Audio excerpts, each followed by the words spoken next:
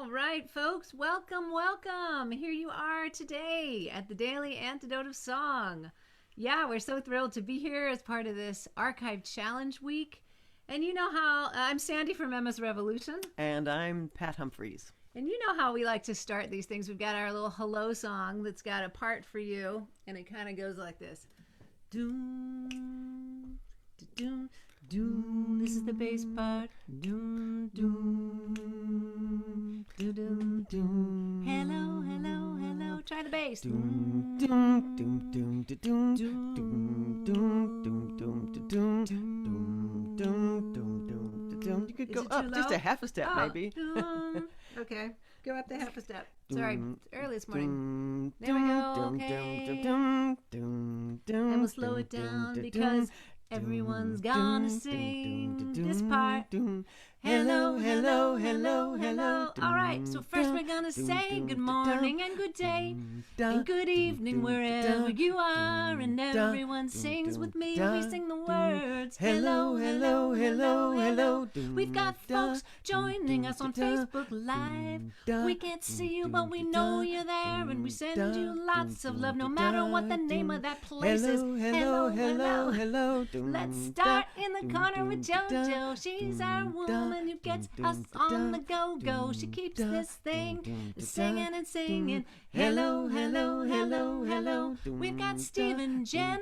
Look what they are, so coordinated beautifully. And they dance together. They're gonna be our hosts today. Hello, hello, hello, hello. Erin's running this board. She's doing the dials and the knobs. Whatever's gonna happen here today, let's say hello to Erin, yeah. Hello, hello, hello, hello. I see Annette in the corner. Al's in his car. I see Dick and Kathy from Victoria, BC. Becky is in BC as well. And there's Susan. Hello, hello, hello, hello. Moria is near San Jose. And then Ellen is in Baltimore. And Carol of Boise. Carolyn, excuse me. Hello, hello, hello, hello. Arlene and her ducker in Berkeley. And then Deborah and Gary and Anna here. And Sarah and Hoda. And Sheila and Karen. Hello, hello, hello, hello.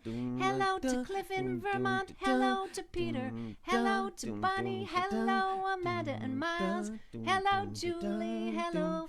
Hello, hello, hello, hello. There's Dane up in the corner. There's Kate in Charlottesville. There's Kathy from Albuquerque. Phil in somewhere that I couldn't read. Hello, hello, hello, hello. Hi, Kevin. We've missed you. There's Mabel with the cinnamon bears. There's Claire with the water behind. And there is Susan in Seattle. Hello, Hello, hello, Ruth all the way from England, Caroline in D.C., and Deli and Sandy in the Yukon, and Luda from Victoria and Fred. Hello, hello, hello, hello, Jim in New York City, Johnny and Storm and Nancy the cow, Nancy in Vermont, and Jamie in Victoria and Tilly in Texas. Hello, hello, that was Juanita. Hello, LMG, hello, Dan, hello, Carol in Connecticut, and Hindi. And then let's see who else we see. Hello, hello, hello, hello, Janet in Atlanta. I think you had an election last night. There were a lot of elections last night. I haven't seen the results because it's morning in California. There's Bob, there's Jody, there's Linda, there's Bronwyn, there's Suzanne, there's Lorian, there's Alan and Joni and Janny, and there's someone whose name is Hart, Hart, Hart. I love that. There's Louise, there's Tom and Adrian, and Harriet has joined us, and Deborah. And that means we go right back up to the top and we say hello, hello, hello, hello. Good morning, everybody. Great to see you. We just believe in singing hello. If we're going to say hello, we're going to sing hello. So let us turn this right over to our wonderful hosts for today, who are Steve and Jen from the American Folklife Center. Woohoo. And of course, the star of the show is Figgy the Archive Cat. Yay, Hello Figgy! too. So, hi. As Pat and Sandy told you, I'm Steve Winnick. This is my colleague Jennifer Cutting, and we are both folklife specialists at the American Folklife Center of the Library of Congress in Washington, D.C. And we're now on day 3 of our 5th Archive Challenge Partnership Week on the Daily Antidote of Song. And we both feel really privileged to be working in the country's oldest federal cultural institution, the Library of Congress, and the largest library on earth. And we love old songs so much that we are like two kids in a candy store. Even when we're off duty, we're researching old songs and singing old songs. We never stop. So the American Folklife Center is, of course, just one small division of a great big library, and we have about over 3,200 staff members, and we call it AFC for short. AFC may be small, but we do big things. Yeah, just to clarify, AFC doesn't have 3,200 staff members. The whole library does. Right. So we're a small segment of the library, but we do have millions of items of cultural documentation, including sound recordings, but also photographs and moving pictures and all kinds of stuff. So most of that documents traditional culture from around the world, really, even though we're called the American Folklife Center. And one of the things that we have is one of the largest archives in the world of traditional song. One of the big things that we do is the Archive Challenge, and we're going to tell you a little bit more about that soon. But we wanted to introduce our guests, who've already introduced themselves, of course, and hear the song as soon as possible. So today's guests are Emma's Revolution, Pat Humphreys and Sandy O, and they are going to sing you a song from the American Folklife Center archive, or inspired by something that's in the archive. And so over to you, Pat and Sandy.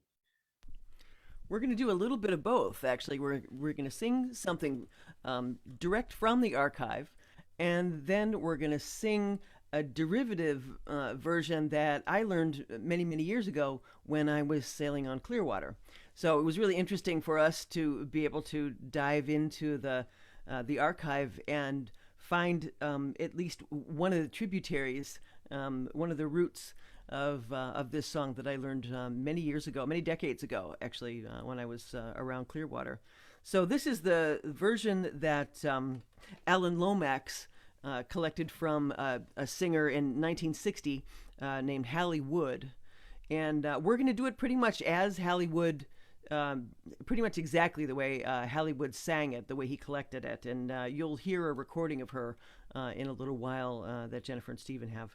And then but we'll just do it with harmony, and then we'll do this other version, the way I learned it. So this is the Hallie Wood version. And when we do this, let us teach you a little bit, because it has a bit of a call and response, so you can sing it with us. So for instance, if I'm singing the first verse, saw a crow flying low, and you can all sing kitty alone, comes back to me. Saw a crow flying low, kitty alone and I. It's a little high. Saw a crow flying low and a cat a spinning toe. Cullum-a-carry, kitty alone and I. So you might have those words in your chat. Cullum-a-carry, kitty alone. I mean, if you think about it like that, I don't know which dialect it is, but it certainly sounds to me like a dialect, of English. Or I always wonder, actually, if it's and this is something that Jennifer and Stephen can give us some insight into. I also wonder if it relates back to the vocalizing of the bagpipes that folks did. Who knows, centuries ago. So, and it's very repetitive. So as soon as you learn the tune, sing any part you like. So you're singing harmony, so you don't have to worry about that high note. I know. Believe me, I know. Saw a crow flying low, kitty alone. Saw a crow flying low, kitty alone and I. Saw a crow flying low and a cat spinning toe. Cullum-a-carry, kitty alone and I. I saw a red cloud in the sky, kitty alone. Saw a red cloud in the sky, kitty alone and I. I saw a red cloud in the sky and a star sailing by.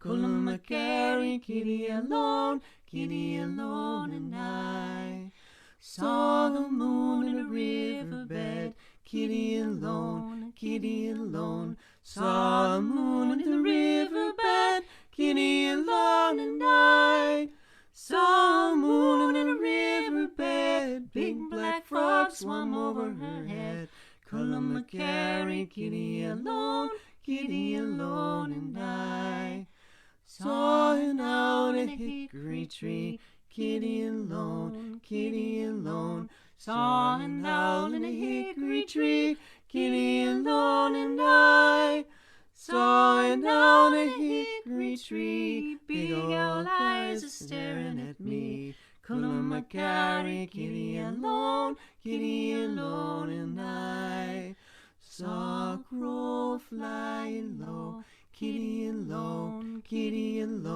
saw a crow flying low, kitty alone, and I saw a crow flying low, and a cat a spinning toe, Carry kitty alone, and I Carry kitty alone, and I.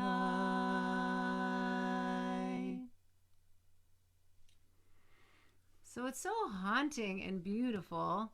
We'll say a little bit So more. beautiful. I Thank love the harmony that you did with it. Thank you. It's Good. just it's a tune that is like, it's a children's song, yes, but it's also got some weight to it, and part of that mysterious sound that you hear is the fact that this song is in the Dorian mode. This song, as you sang it and as Hallie Wood sang it, is like a poster child for the Dorian mode. And the modes were, an ancient Greek system of, you might think of them as scales.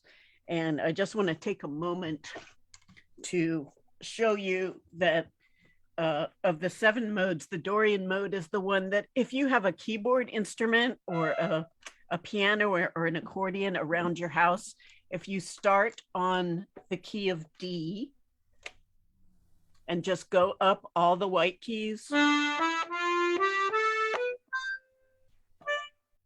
that's the Dorian mode.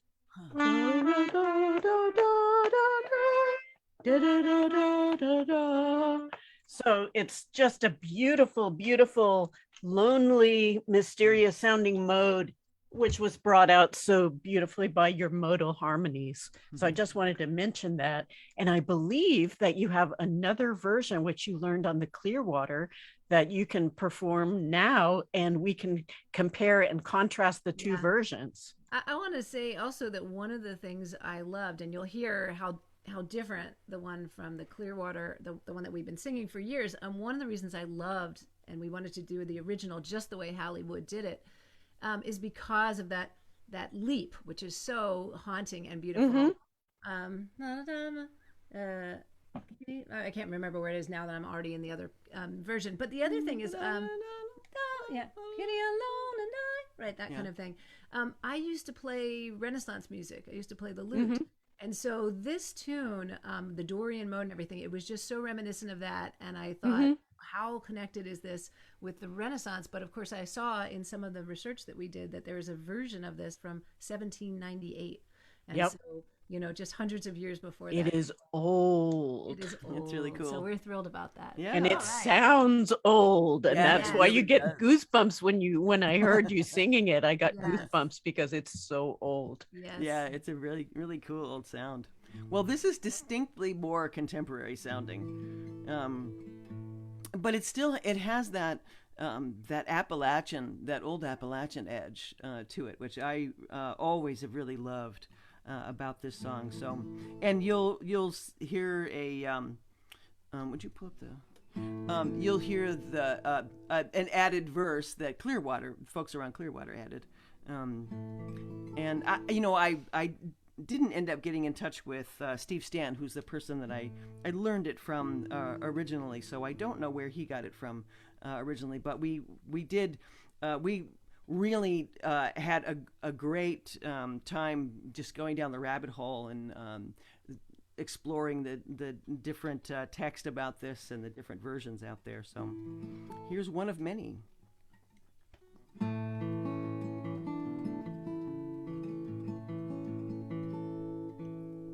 Saw a crow flying low, kitty low, kitty low.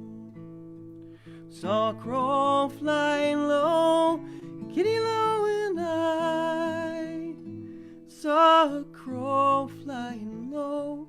Saw a cat just spinning tow, kitty low, and I rock-a-marie.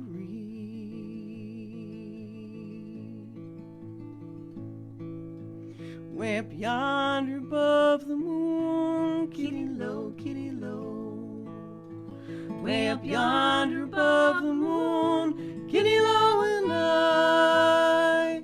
Way up yonder above the moon, bluebird sits in a silver spoon, kitty low, and I. Rock-a-marie.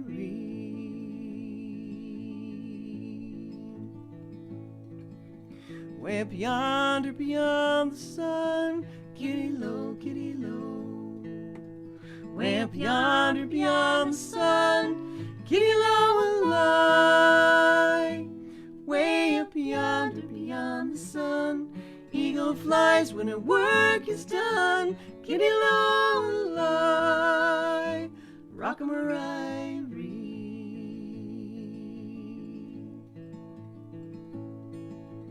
Big old owl in a tree, kitty low, kitty low. Big old owl in a tree, kitty low, and I. Big old owl in a tree, just as sleepy as she can be, kitty low, and I. Rock-a-marie.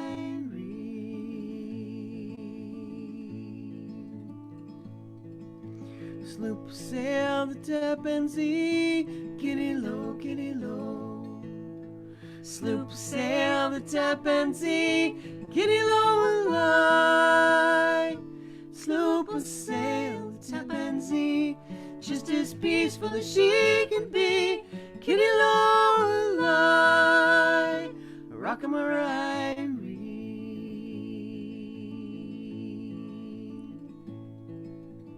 Be-oh, bye-oh, baby-oh, kitty low, kitty low.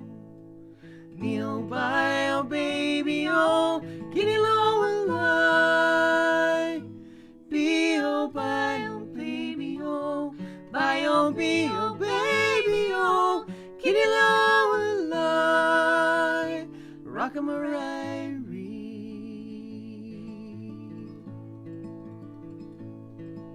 Saw a crow flying low, kitty low, kitty low. Saw a crow flying low, kitty low, and I. Saw a crow flying low. Saw a cat just spinning tall, kitty low, and I. Rock-a-marie. Kitty low, and I. Rock-a-marie.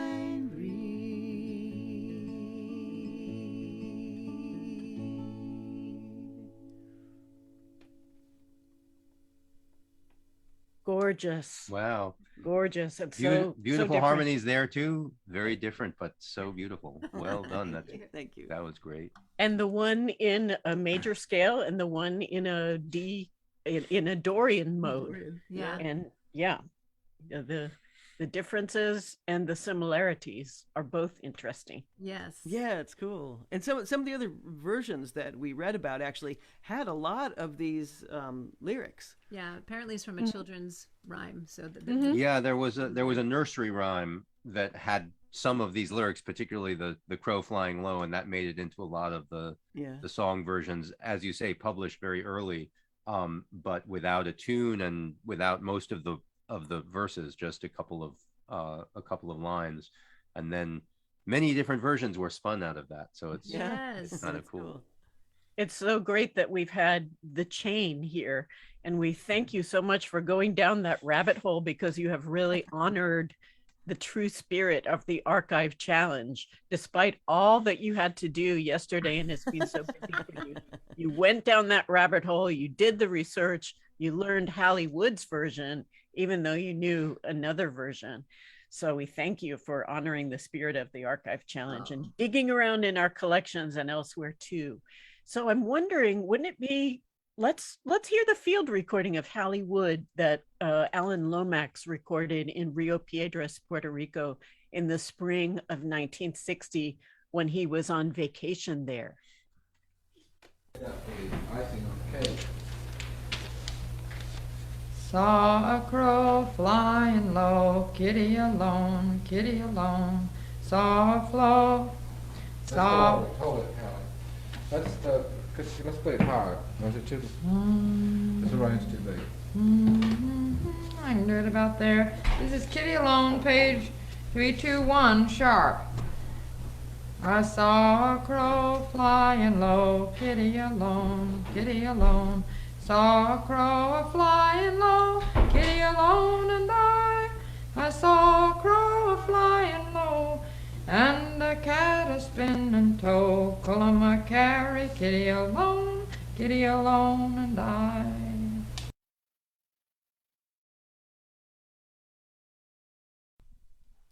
You'll notice that she said in the field recording before she sang the song, this is Kitty Alone, page 321, sharp. And she's talking, of course, about English folk song collector Cecil Sharp, who collected not only in rural England, but who came to the US in 1916 through 1918 with his hardworking colleague Maud Karpelis, who never got proper credit for her work that she did with him. But we're writing that in the present time. And they traveled together through the Appalachian Mountains in Virginia, North Carolina, Kentucky, and Tennessee, looking for survivals of English folk songs. And as we mentioned before, they collected from Jean Ritchie's sister in Viper, Kentucky. And he found plenty, they found plenty of those survivals of English folk songs, 274 songs with almost 1,000 different tunes, and published them in 1932 in a book called English Folk Songs from the Southern Appalachians. And it's that book that Hallie Wood is referring to in this field recording. And we brought you an image of that page. So Aaron, if you can show us the page of Kitty Alone from English Folk Songs from the Southern Appalachians.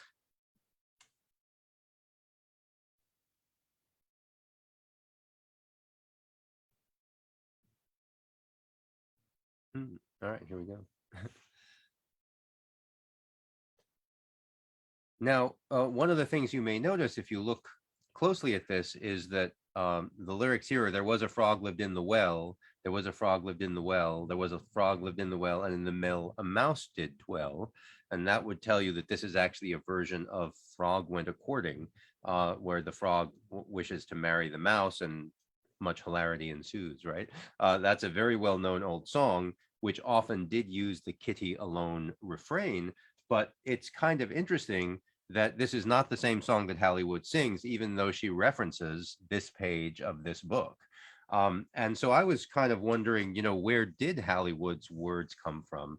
And the only version that I've been able to find that has the Red Cloud verse was published in another great book called the Frank C. Brown Collection of North Carolina Folklore.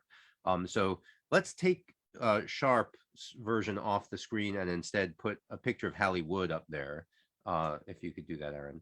Yeah, so that's Hallie Wood, and that's actually Woody Guthrie that she's sitting with. And it's about this same time. It was, I think this picture is maybe a year before the field recording, the recording that we're talking about was made. So this is what Hallie Wood more or less looked like at the time of this recording. So I was saying, the version that she sings seems to be the words from the Frank C. Brown Collection of North Carolina Folklore. We know she was learning these songs from books, and so I think she actually got it from that book. But the question is then, why did she sing it with the refrains and the tune from the Sharp book and reference the Sharp book? And here is what I believe to be the reason. This is kind of one of those nerdy folklore things. But the Frank C. Brown collection of North Carolina folklore was published. It's a 7-volume book, and it was published over many years. And the words to the volume that he called folk songs, he had one that was ballads and one that was folk songs. The folk songs volume with all the words came out in 1952. So it had been out for 8 years when Hallie Wood made this recording. But the volume with the music to the folk songs didn't come out until 1962. So at that time, she had access to the words, but there was no way that she could have seen the music. It wasn't published yet.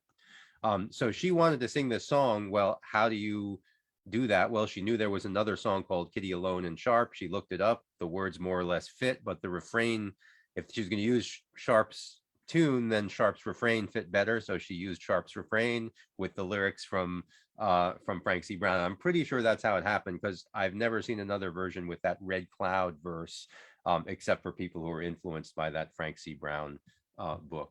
So that's just one of those nerdy folklore things that you can figure out if you look really deeply into this stuff.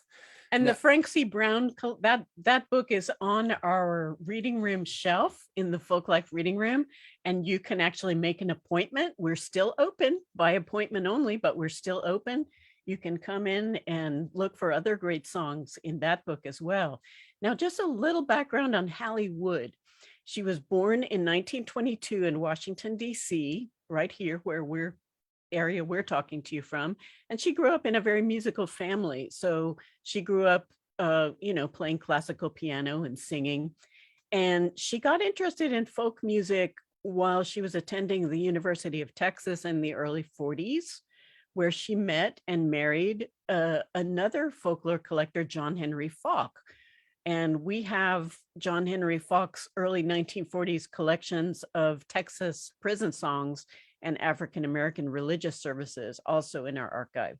But Hallie, an important person in her own right, went on to become a very good transcriber and annotator who was very much sought after in the folk music field. She collaborated with Alan Lomax and Mike Seeger, Pete Seeger, Woody Guthrie, as you saw her in that picture with Woody, and Jean Ritchie too, among many others. So one thing that's really cool about Hallie Wood also is that she's like one of the progenitors of the Archive Challenge, because she learned a song called House of the Rising Sun from Alan Lomax's field recording of Georgia Turner.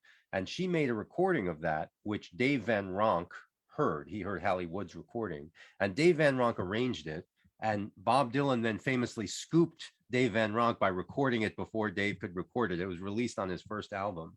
And Dylan's version on that album became really well known in England, which is how it became a hit for the Animals. So the Animals version of House of the Rising Sun was actually because Hallie Wood learned something from our archive and recorded it herself. And that was a massive hit. It's sort of the first folk rock song to become, the first traditional song to become a truly big hit.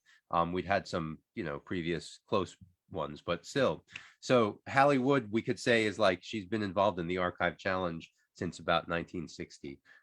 And she passed away, unfortunately, in 1988. We do know at the Folklife Center, her daughter, Cynthia Tannehill Falk Ryland, comes into the archive sometimes and does research with us. So yeah, we'll pick up the phone and it'll be her daughter. Yeah. And we're always glad to hear from family members of performers in the archive. Yeah. But speaking of performers, let's turn our attention back to Emma's Revolution. So I'm just going to check in with you guys here. How have things gone for you during the pandemic? And now that the world is opening up a little again, have you been able to perform live very much? And yeah, what kind of projects did you do during the pandemic, and what kind of projects are ahead for you guys? Well, Sandy got us up to speed right away when our gigs, disappeared within, about the course of a week and a half. And so we just went online. We just thought, well, what can we do? Well, okay, we can teach songwriting. We can do that. And, folks often want to know our songs. So we'll do a weekly teach a song session. So we just started every Sunday at 1:00 Pacific, teaching our songs. And then after a while, we thought, well, why don't we bring in, just, give ourselves a little break and also have some fun with friends of ours. bring our friends in. So on the third Sunday, generally of last Sunday of the month, or last Sunday of the month. I thought that was the concert. The third Sunday, we bring in a friend, and then they teach a song. And then on the last Sunday of the month, now we've started to do a concert with two of our friends who have come to teach songs and ourselves, and it's been Great adapting to the circumstances. Yeah, we were and lucky. Great community building too. Yeah, we were lucky. I came to live up with Pat and her girlfriend during the pandemic because otherwise we couldn't perform. But we were very busy during 2020 because it was an election year. And and we've remained busy. We have two big projects that we're working on right now, which are 2 CDs, which we've just kind of started to begin to announce what's happening with them. One is a CD of the songs we've written since our last CD, including things that we've written up till today. And the other one is a CD to celebrate our 20th anniversary of being a performing and songwriting duo. Oh, congratulations. Yeah. Thank you. That is amazing. really, God, talk about, you found a model that's sustainable, because otherwise, the Beatles lasted 10 years and most of my bands lasted 10 years until you find a model that works for you, and you can go on the much longer road and have staying power. That's fantastic. Do we have the link to your website, emmasrevolution.com, if you want to keep up on their CDs and their activities. Go to emmasrevolution.com. There's no apostrophe. It's just, let's see. And the toffee, mention the toffee. Oh yeah. So we definitely want to, Arlene Baxter part wants of you to... our, you get on our mailing list so you can find out exactly when we launch these CDs. And the other thing that happens upcoming for us is, well, in the winter, part because we're political songwriters, part because I think a lot of folks who don't have a holiday show put together, our work kind of slows down through the holidays, and it has for a number of years. And a number of years ago, I had for a long time always made as just a tradition at my house and then our house, made toffee because I really like English toffee. And we started sending it out as a perk to friends and, folks that contributed to CD projects or different things that we were doing. And folks would write back things like, well, don't take this the wrong way, but, if you decide not to do music, you could have a second career. And we thought, well, as candy makers, musicians always need a side hustle. That's true. Absolutely. So, for about the last, I don't know, I think maybe this is the 11th or 12th year, we've started selling toffee through our website. Amazing. And we did. I'll have to order some myself for the We did holidays. a version last year to extend the season a little bit and poke a little more fun at the last president, because why not? Because because you can. It's so easy to do. And so we started a Reclaim Orange, and we made it an orange infused toffee. Wow. Nice. So I like that. So we will continue the reclaiming of orange and fueling the resistance, but this year with an orange infused irresistible, we're calling it. Nice. That's great. because you can tell we're word nerds. So I wanna also Definitely. We love that. We are too. this whole crowd. There's been some stuff in the This whole chat crowd. about that, and I want to thank you both, especially for writing the history, and I mean RIGHTING, right? Yeah. The fact that you mentioned the one Maud, was that her? Maud Maud Karpeles, Karpeles, his colleague who traveled with him through the U.S. and whose name should have been listed on that book as co-author. Come on, it's a Yeah. story everywhere, right? Science, Yes. arts, everywhere. The same question. So I really want to thank you for that, and I also want to explain that for us, when we were choosing a song, we wanted specifically to choose something that a woman had sung or that was written by a woman, partly just to lift those voices out. So and now we all learned so much more about Hallie Wood, and it's been a total joy. And I was thinking about when you played her recording, as performers, she's always stops in the middle before she sings the second half of the song. And I think that's just a performer thing. She's just like trying to remember the tune or trying to decide what to Catch do that with next it. line, yeah. But also she makes these different choices too. Sometimes she sings saw the moon in a riverbed or saw a moon in a riverbed, and not like it really, really matters, but it just was so much the performance process. And that last verse she sang, first she said, "Big owl eyes are looking at me," and then she the next time she sang it, she sang, "Big owl eyes are staring at me." So it was such a great performer kind of experience to listen to her. Of course, now I've seen a picture of her, but to listen to her thinking in the process of and to start the song too low, and Right.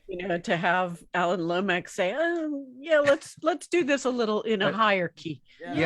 Another thing that's really interesting about that recording, we didn't hear the end, but at the end, so she finishes the song and then Lomax says, "Why don't you sing a verse slower, more like a lullaby?" Right. And that's because the version in Sharp is not a lullaby, but the version in Frank C. Brown is. And Frank C. Brown even says in the head note, our version is not a version of Froggy When A Courting, it's just a lullaby. So they were all responding to these outside things that we can't see on the recording. And sort of making decisions about how this should be, sung or performed based on various cues that are out there. So and you really can hear her reaching for the words, trying to remember the words to the next verse, and I think we all relate.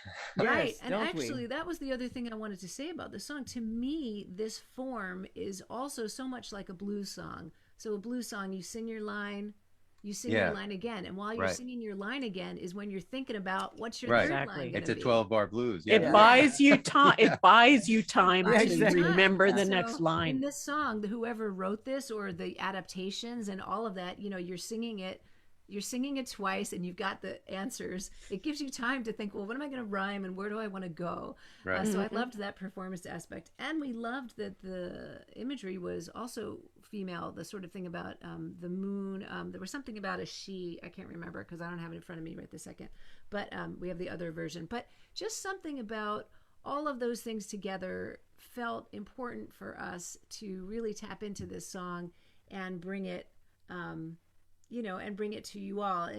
So it was just our joy, and we feel very attached to it now. That's wonderful. Yeah. I also wanted to mention Johnny Harper mentions in the chat, which I think is a really important point, that he says that Josh White, he believes maybe was the first to record Rising Sun in a minor key, and that was in 1942, and he said that was long before Dylan and Van Ronk, and he wonders. There was speculation that the Animals heard that version first too. So it's one of those other things that happens. Women get kind of written out of history. So do people of color, and they continue to be written out of history. So I thought that was a great thing to interject. Absolutely. Yeah, interesting. The Animals said where they heard it, but then the question, which was a guy named Johnny Handel, who was at that time singing American folk songs, but went on to found the High Level Ranters and be an English Northumbrian folk music guy. But who Johnny Handel learned it from, we can't be absolutely sure. But Bob Dylan's version was a big hit at that time. Sure. No, that's very interesting about Josh Watt too, definitely. And that song, of course, goes back to recordings earlier than that even. So yeah. Well, let's bring it full circle and take our special edition with Emma's Revolution of Archive Challenge Week out with the song, and you can choose which version you'd like to take us out with. But before we do that, let me just mention that you too out there, all of you watching, can take the Archive Challenge, and we do have a link which has got a blog post that will show you where you can find recordings from the American Folklife Center online, which you can be inspired by and record or just learn your own versions of these songs, be inspired by your own versions. And make a little video of yourself. All you need is a cell phone and put a hashtag on it, throw it up there, and you've participated in the Archive Challenge. Yeah, so if we can throw that link, the blog link, into the chat as well. And we would love to be taken out of this by Emma's Revolution singing Kitty Alone, whichever version they prefer. Thank you. We're going to sing Hallie, the version that Hallie Wood sang. And it was so much fun to get to learn so much more about this song and to spend time with you both. Thank you so much. Yeah, thanks so much. Thank you. Thank you. Saw a crow a-flying low, kitty alone, kitty alone. Saw a crow a-flying low, kitty alone at night. saw a crow flying low, and a cat to spin in tow. Cullum-a-carry, kitty alone, and I saw a red cloud in the sky, kitty alone, saw a red cloud in the sky, kitty alone, and I saw a red cloud in the sky, and a star a-sailing by. Cullum-a-carry, kitty alone, and I saw the moon in a riverbed, kitty alone, saw the moon in a riverbed, kitty alone, and I saw a moon in a riverbed, a big black frog swam over her head. Cullum-a-carry, kitty alone, and I saw an owl in a hickory tree, kitty alone, saw an owl in a hickory tree, kitty alone, and I saw an owl in a hickory tree, big old eyes staring at me. Cullum-a-carry, kitty alone, and I saw a crow flying low, kitty alone, saw a crow flying low, kitty alone, and I saw a crow flying low, and a cat a spin in tow. Cullum-a-carry, kitty alone, and I Cullum-a-carry, kitty alone, and I.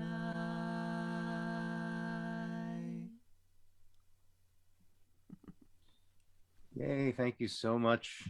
And we just have to thank everyone. We have to thank Pat and Sandy of Emma's Revolution, of course. We want to thank JoJo for hosting us and letting us do this with the Daily Antidote of Song. We want to thank Aaron for handling the tech so masterfully. We want to thank Busy Graham and Carpe Diem Arts for continuing this program for so long. We want to thank all of you for coming and singing with us and enjoying this wonderful experience with Emma's Revolution. We just want to mention that tomorrow's guest will be Brendan Taff, and he will sing The Devil's Nine Questions, which I think he learned from Texas Gladden, another great ballad singer in our collections. So thank you all for coming, and we look forward to seeing you tomorrow and continuing to see you in the Daily Antidote of Song.